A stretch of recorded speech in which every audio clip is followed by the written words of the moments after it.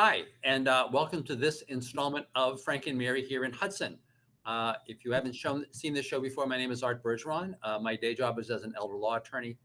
I do a lot of work at the senior center and have been for many years. But this is not about elder law. This is about my friends Frank and Mary. If you've been to my presentations over the years, you know that Frank and Mary's goal in life is to live in their house until they die and be buried in the backyard. And if that reminds you of you, then you may want to see the show. The point of the show is to introduce you to the people and the programs that you really need to know about if you want to just stay where you are for the rest of your life. And actually, today's guest runs a program that relates to a really important piece of this.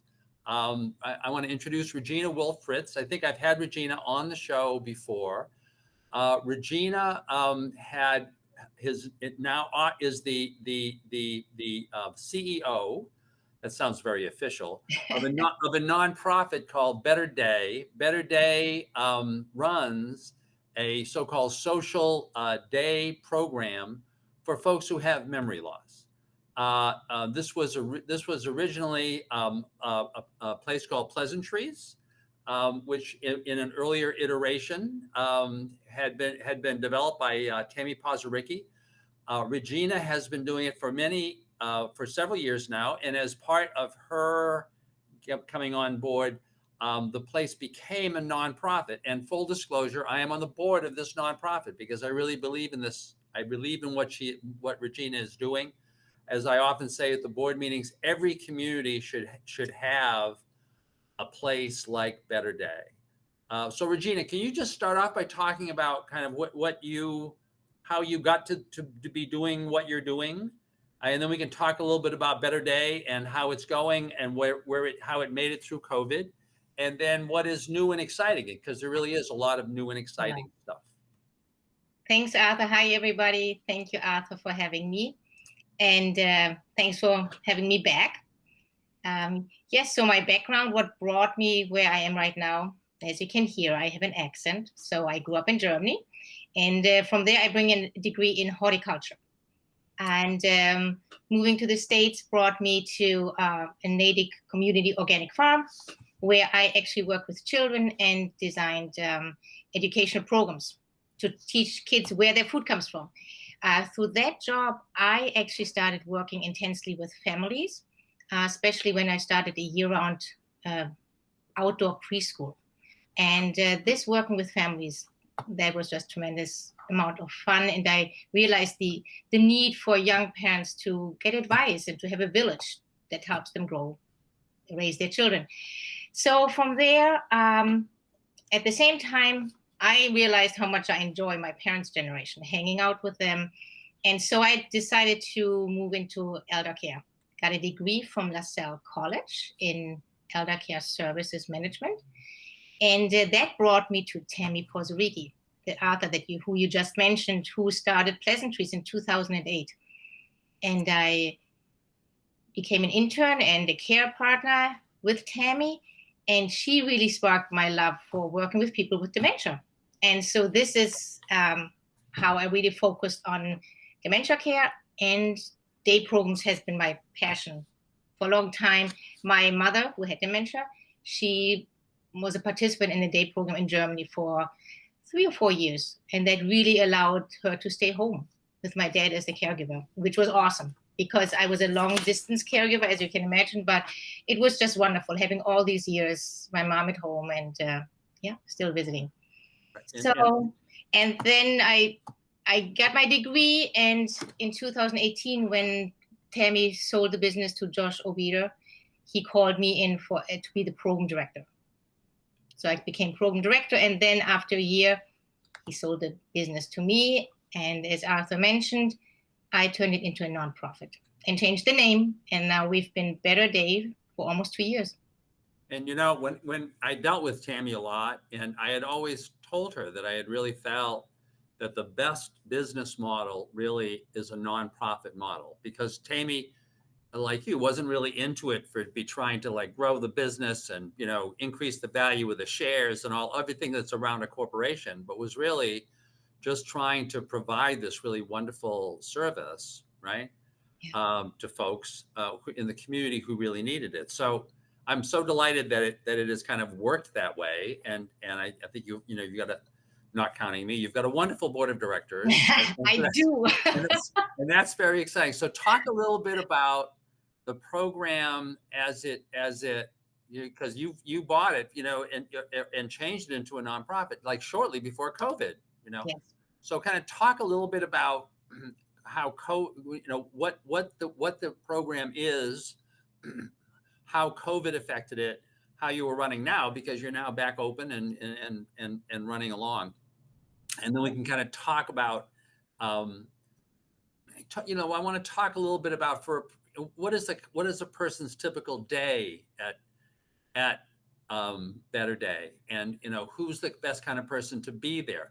And I know that you're always listening for volunteers to be trying to be involved in the program. Who would be a great volunteer? And just talk to us about those issues. Lots of questions, Arthur. First, let me confirm to everybody, I do have the best board of directors that could be out there. Their support, they are bringing great ideas, and it's been working.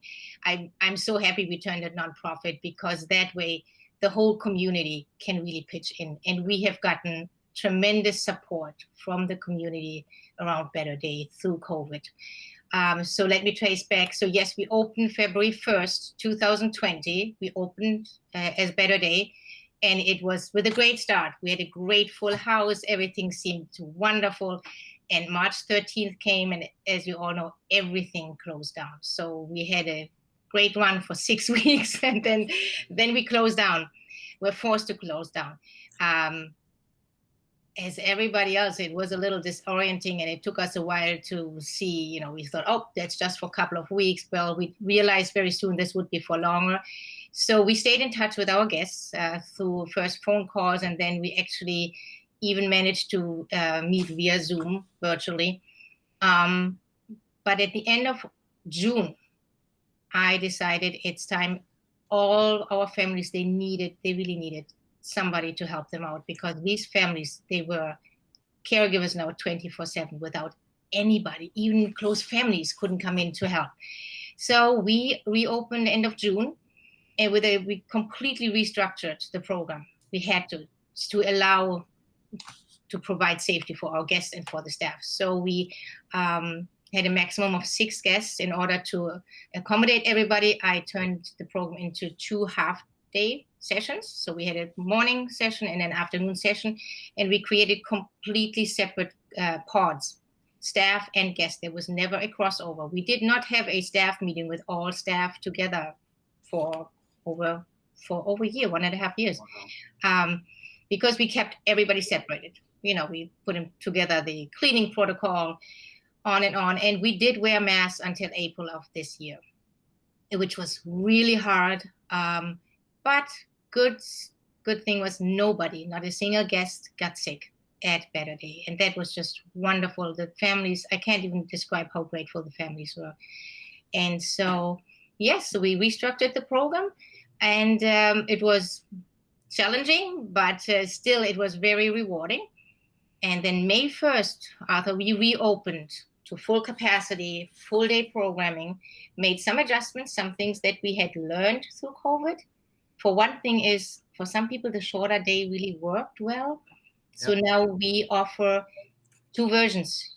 We offer an 8-hour program that our guests can come from. Either they can choose. They can come from 8:30 to 4:30, or they can only come from 10 to 4:30, which allows a much softer beginning of the day, and it works for many. So right now we have half the people choose to come at 8, the other half comes at 10.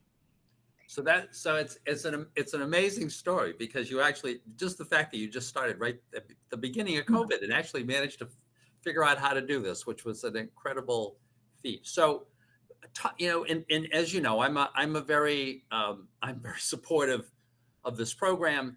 I was very supportive of Pleasantries. My older sister's husband went there for a while. I have several clients who had gone there.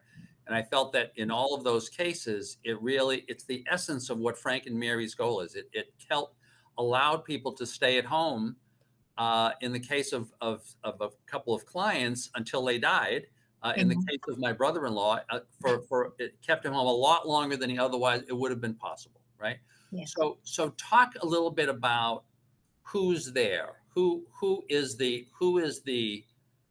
ideal guest. First of all, how many people do you have there at any particular time? Who is the guest that is there, and just talk about how a day runs for those guests. So we have, I can take today. We have a day, we have 13 guests here. This is right now what I can do. I could add another one, but we're a little tight staffed. So we have 13 guests here, and they range in age from 62 to 99. So it's a wide age range. And actually, I'm really happy our male-female ratio is 60-40, almost half and half males and females, which is wonderful, which creates a great dynamic. And all of our guests, they either live with a spouse or they live with an adult child in somewhere in the Metro West area. I was going to say, what is the longest, how far away is the person who's the farthest away? That would be Bedford. Yes, I know. And by the way, just, editorially, this is one of the reasons why I've always told Regina, every community has to have one of these. Yes. Every community has in it enough people who are experiencing serious memory loss issues, right?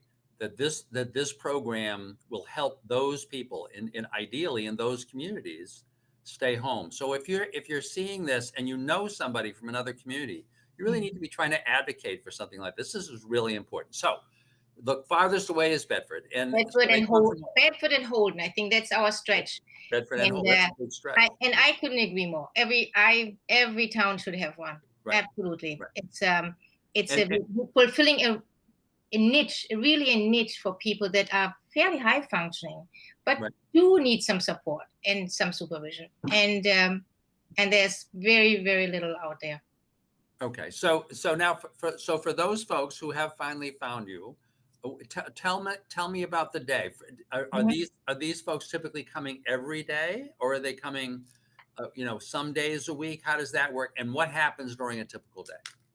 All right, we ask all our families that our guests come at least 2 days. So our guests come anywhere from 2 to 5 days per week. They do decide on a default days, like say they pick Tuesdays and Thursdays, or we have some folks that come Monday, Wednesday, Friday. Some come 5 days a week, and some increase, and it changes. It can change with the demand. But yes, there's a good mixture of guests coming anywhere from 2 to 5 days a week. And what does a day look like? It's I thought, hey, why don't we look at today? So 8:30, first guests roll in, and we have breakfast. We have leisurely breakfast, and like I said, half of our guests come for breakfast. So we had six breakfast guests, and that makes it nice and cozy. They just roll in. We talk a little about events of the day. Some people bring in a newspaper. We share some articles, share what's going on at home. We try to serve healthy food. So we have whole wheat English muffins, some fruit, and then beverage of choice. We're very flexible because we are so small. We can be incredibly flexible. We can make oats. We can make, we have Friday French toast. So we can be very flexible. And by the way, you have a kitchen there, right? Yes. Oh, yes. So we have a kitchen. So this, you have to see, I'm in the back room of the house. This is a ranch style house. So we are all on one level. And we have a beautiful sunroom. And then we have a big open space, living room, dining room, kitchen area. And so we do prepare breakfast, and we cook lunch at the premises and an afternoon snack or tea. And so we make breakfast, and then that is really, we just sit, we talk, we chat about what's going on.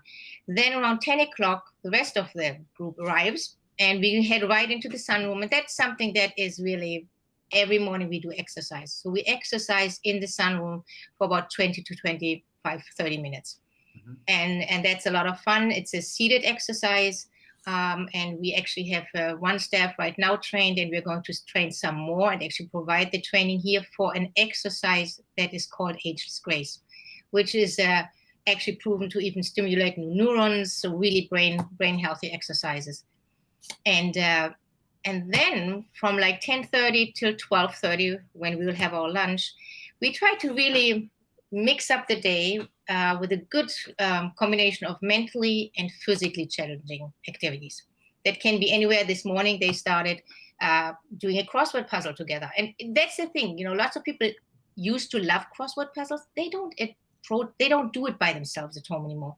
Together as a group, it is so much fun. We can do it. So it can be anything like crosswords puzzles. Yesterday we read poetry. And then, because that's not everybody's kind of activity, right, then we mix it up with some sports games, because we have some quite competitive people here. So we pull out, could be a cornhole, could be a bowling. You have to mention we have everything like in miniature. So we set it up in the sunroom. And so, we set up some games. Then for today or yesterday, we get very, we're always involved in what's going on. So right now, Thanksgiving is coming up. And yesterday they decided we started making pickles. So we are making pickles. And today we'll make some labels for jars, because this is our guest contribution when they go home for the Thanksgiving dinner. They want to contribute. They want to bring something. So they're making pickles to bring home for the Thanksgiving. So we'll make some pickles, and then later in the week they'll actually work on some centerpieces. Again, just something little, and no stress. If it doesn't work out, it doesn't work out. But we have some plans. So that's going on today. Or like later on this Thursday, actually, we will have our little Thanksgiving lunch here at Better Day. So this afternoon, a small group will start the cranberry sauce. And tomorrow they work on some pies. So we always have baking, some cooking contributions, but that is completely up. Not everybody does everything. You can pick and choose. And I know, so, and then, you talked about the fact, so there's lunch, and that's like 11:30 to whenever. And then what, do you often have an afternoon thing that you do? Yes, we do. So probably my fault. And then my British coworker, Karen, she's British. So we kind of instituted this afternoon tea. In the summer, of course, it gives way to popsicles and lemonade or things like that. But now that it gets colder, we're getting back to some tea, some snacks, or some apples and cheese or popcorn. Yes, we have an afternoon snack. And do people go out? Because I know that I've seen folks like outdoors. And can you just talk a little bit about? Obviously, that is more limited now. It's getting toward Thanksgiving, but can you just kind of talk about how that typically works? And then you may also want to talk about some of the improvements that have been made and are being made, right? Yes. And this leads to your sign on the back of your wall. Yes, it does. We've got the Cummings Grant sign. Can you just kind of talk about how that works and how you hope that will work in the future? Yes. So I didn't even mention that when we talked about the day. The being outdoors is a big part of our program. I'm an outdoor nut. Lots of our care partners are, and honestly, lots of our guests, we've always had, so we go outside every day. We literally walk outside through the year. Of course, not if there's sleet and snow on the ground and it's too treacherous or slippery. But if you watch it, it's actually not that many days a year that you can't go out.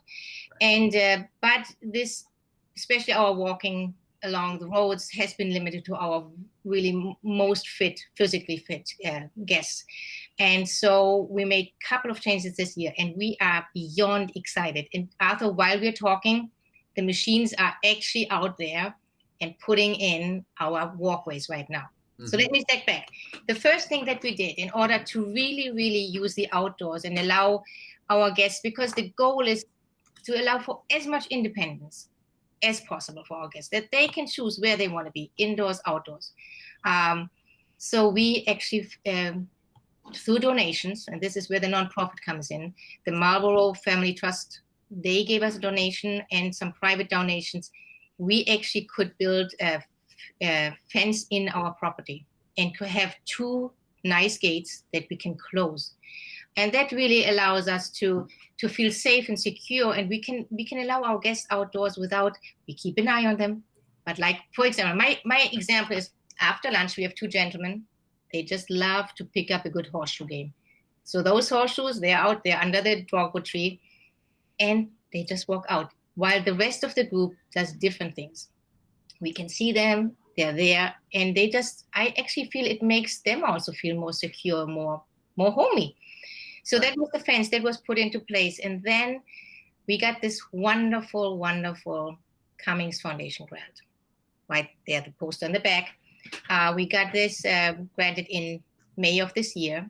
Mm-hmm. This is a grant that will stretch over 4 years. And each mm-hmm. year we get $25,000, which we will use. 60% will go towards the improvement of our yard, make it more accessible for everybody. Which is happening right now. Which is happening right now. I'm so excited. So we had a master plan, which I have to give Josh Obido some credit, because that master plan was put together while it was still pleasantries, but it was a big sum. So this is where the Cummings Foundation comes in. So every year we go in different steps. We can move towards the finalizing, really putting implementation of that master plan. So this fall, and I'm so tickled that it happens before the winter, they're installing right now walkways on the property. And, our property is not huge, but it's a good size, probably like half an acre, close to half an acre. And it's enough for us to really go for walks. So there will be circular walkways with a patio that is level, so we can kind of do our crafts and everything out there. And then next year there will be a gazebo, and then there will be a water feature. So we'll create destinations for us to stroll out there and spend even more time out there than we already have been doing. It was our saving grace during COVID. We pulled the program pretty much outdoors at that point. And I have the feeling our care partners, everybody got so used to it. As soon as it's nice, they're out on the deck. They're out. So in addition to the Cummings Foundation funding that, they also did something which I'd just like you to talk about briefly, because I'd like to close with this, and that is that they encouraged you, they provided some funding for you to provide some funding for folks who otherwise would not be able to afford to go. Can you just talk about that a little bit? Yes. So when we applied for the grant, we asked for and we got it granted, so that 60% goes to the improvement of the outdoor space, and 40% will go towards a financial aid program, which will increase accessibility for people in the community from a much wider range. And so 40% will go towards that, and that will be used to lower the program cost for individuals. We are still working on that. We're in the process right now of choosing the criteria for eligibility for the financial aid, but by 2022, next year, we should have that in place, and then we can really enable families that might not have the full funds to pay for our day program. And that is a big piece too, because we want accessibility for this wonderful program for everybody out there. Right. And I just wanted to mention, so Myrick O'Connell has also contributed to this. Yes. We think that that's my law firm, because we think that this is really important. It's Christmas time, and so a part of this is to say, so Regina, if folks wanted to contribute to the nonprofit, which is a 501c3 nonprofit, so all contributions are tax deductible, can you just talk about how they might be able to reach out to you? And then I know that, Regina, I think I want to ask Sarah at Hudson Cable if you can email her your contact information so that she can show this as part of this. Can you just kind of talk about how folks might contribute? So what people can do is the easiest way is they go to our website, which is betterdayprogram.org. And right on the top, on the menu list, there is a donate button. So you can go straight there, make a donation online, which is the easiest, most straightforward. We use a platform that was specifically created for nonprofits, so they don't charge us. So we can use a really great platform to process the money. That is one way. We've had also last year, it was wonderful. We had some memorial donations, and that people sent checks to us, to our address. But the easiest is the online donation. And then actually a wonderful event is coming up right after Thanksgiving that we take part in. It's called Giving Tuesday. This is an international day of giving, and we take part in that. We did it last year. And so we will send out some emails, and we just ask people to remember us in their year-end giving. And this year we're so grateful for all the money we got last year, and we did pull through COVID. So last year we literally asked people to keep us going, keep us caring, make it through the pandemic. We did make it through the pandemic thanks to all the help. Now I feel like we're in a great place right now. We are full. The program is wonderful. I just could hire a program manager. So now we're really working towards making this program as good and as rich as it can possibly be. And Regina, if someone wanted to call because they just wanted to see it, because you got to see this to believe it. You got to see it to believe it. This is not this big institutional thing. It's like a single family house that got converted to this, and it's really wonderful. If people wanted to call you, what's the best number? It is 508-481-0809. So folks, I do a lot of this work, as many of you know, and I've seen these programs and I've seen the lack of them, and every community needs one. This is the greatest program that I have seen anywhere in this state. So you should, if you have a loved one that you think would benefit from this, or if you think you would benefit from this, you ought to stop over. If you want to help contribute to this, because it is crucial to Marlboro and Hudson especially, that this program stay here. This is the most accessible to us. This program the house is practically on the Marlboro Hudson line on Reservoir Street. Reservoir Street. Right. So thank you very much, Regina. Thank you folks for watching. And we'll hope to see you on the next installment of Frank and Mary here in Hudson. Thank you very much. Thank you, Arthur, very much. Happy Thanksgiving. Bye.